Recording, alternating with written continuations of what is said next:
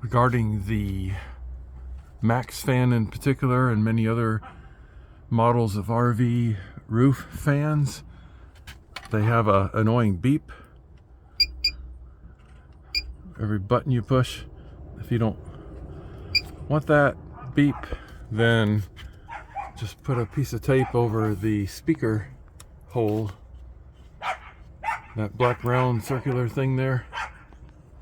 In my case, I'm using Eterna Bond, which is a thicker tape.